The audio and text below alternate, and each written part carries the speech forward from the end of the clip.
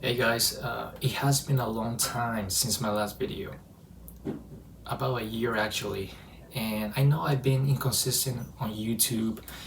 I kept going on and off because I couldn't decide what topic I wanted to stick with, and my last few videos were all about music, but I realized doing music videos wasn't sustainable because of copyright issues, and I didn't want my channel to get suspended. But I worked hard on those music videos, so I'm leaving them public. I love going back to watch them, and they are part of my story.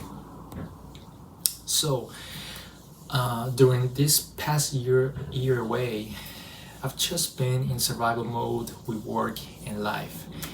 But honestly, there is something that has been tormenting me for years. I kept it to myself because I was horrified, uh, terrified rather, of how my life would change if I opened my mouth. And that secret is that I started questioning God, specifically Christianity, because that is the religion I grew up with. And for a little context, I was born and raised in Colombia, but my parents are Chinese. So naturally, people see me and think, oh, he must be Buddhist, but it doesn't really work that way. And I'll get into that more in a future video. Uh, well, growing up in Colombia, almost everyone is Catholic or Christian. And for cultural reasons, people don't really look into into Islam, Hinduism, or Buddhism. So I naturally became a Christian when I was a young adult, right after I came to the United States. It happened through a childhood friend. He was raised in a strict evangelical family. He preached the gospel to my older brother and then invited me to church. It felt like a basic recruiting procedure, honestly, but it worked. So I ended up accepting Jesus into my heart as my Lord and Savior. At first, I was so excited. I thought, wow, I am saved and I am going to heaven to see Jesus. But in the back of my mind, I also had this prideful thought that I was one step ahead of everyone else in the street, like I was part of a privileged club, if you know what I mean. And like anyone in their 20s, I had my ups and downs. I went straight for a while, and at that point, I hadn't even read the Bible, maybe just a few pages. And eventually, I stopped going to church because of drama and favoritism within the groups. You know, I also felt super uncomfortable with the pastor. Every time he gave a sermon, I felt like he was indirectly attacking me from the pulpit. Then years passed, and I stayed away from the church, but the fear of going to hell kept haunting me. It haunted me for years. So in my late 20s, I went back. I asked for forgiveness with all my heart. I broke down in tears and I felt renewed. My childhood friend told me I needed to start, reading the Bible and preaching the gospel to others.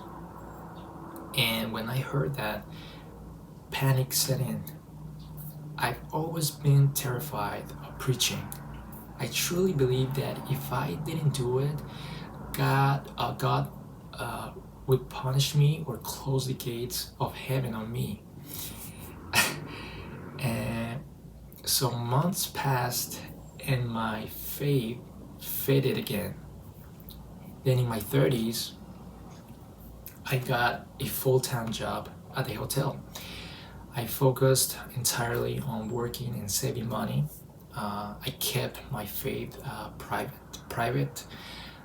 I still prayed, listened to worship songs, and tried my best to please God here and there. But that was about it. Then COVID hit. That's when I took Christianity to the next level. I decided to completely dedicate my life to Jesus. And around that time, I had an accident and dislocated my right shoulder. Sorry. I didn't have health insurance and I got laid off from my job.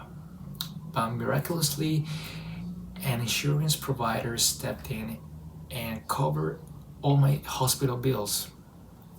At the time, I thought, wow, that is God's perfect timing. But later, I realized the truth. It wasn't a supernatural miracle. As you may know, during COVID, health insurance companies were actually offering free insurance for workers who had been laid off. And that's the real reason my bills disappeared. And I know some Christians might say, well, God knew what was going to happen to you, so He set it up. But my thought now is, if God is so good, why didn't He just avoid the accident in the first place? Right? Why let me go through all that pain? And Christians say pain teaches people to change. And I'm not going to get into that right now, okay? But we will definitely talk about it in a future video. Anyway, back then, I took the accident as a sign to go all in. Since I was laid off, I used my free time to read the Bible, cover to cover, took notes and stuff. There were so many things in it that made absolutely no sense to me. But I pretended nothing was wrong. I told myself, if God says so, it must be true, right? So I got so intense that I preached to my mom, and she accepted Jesus too. Now, she didn't actually have a serious belief system. She just naturally prayed to Buddha because that's the figure she culturally grew up with. But she accepted it. I also preached online in social medias, something I felt comfortable doing instead of talking to people face to face. As well as I bought food for the homeless whenever I could. Then my childhood friend even called me out of the blue. I think because my brother, who took religion even more seriously than me and became a church leader, told him I was getting serious about God. My friends started teaching me the Bible every single week. I was praying twice a day. I was trying so hard not to make God angry. I think one time I realized I accidentally walked out of Target with a banana I didn't pay for. I literally walked back inside from the parking lot just to return it because I was so afraid of sinning. I stopped watching Hollywood movies, especially horror movies. I forced myself not to masturbate for months, but I will still have wet dreams, and I will wake up feeling guilty, begging for forgiveness. And honestly, that exact issue is what finally woke me up. I know it sounds crazy, but masturbation was the key that unlocked the truth for me.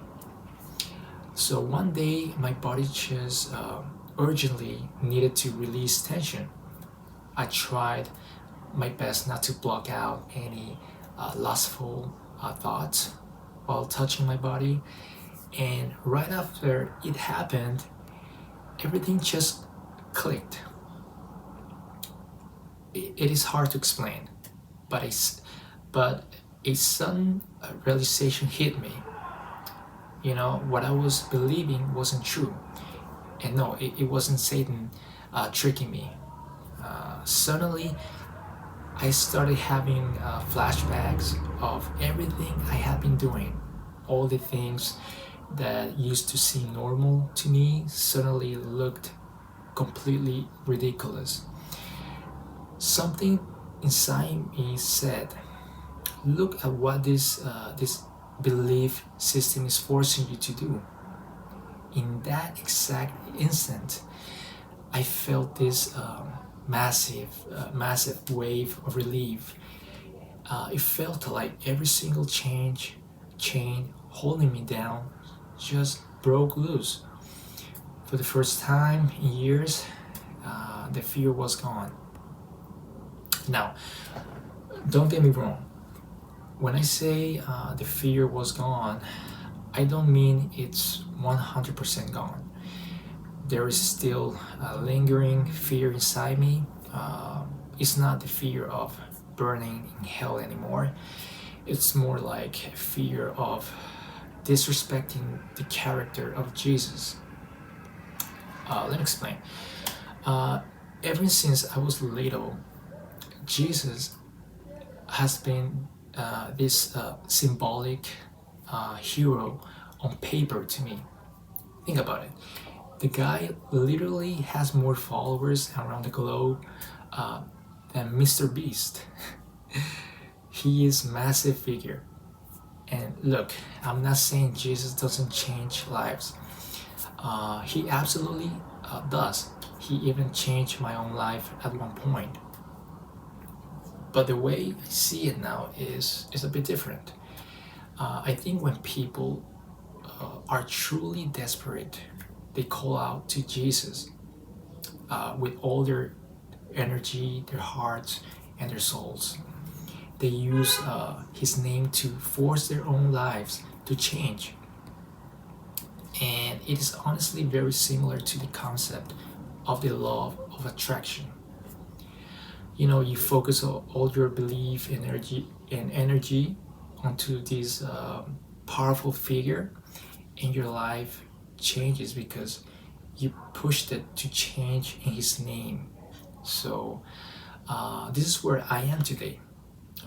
The chains of religious guilt are broken, but I'm still figuring out how to navigate life after religion, while respecting the history of who I used to be. So this channel is going to be my space to figure it all out, completely unfiltered. And if this resonated with you, leave a comment with your thoughts, hit that subscribe button, and let's talk about it. See you guys in the next video.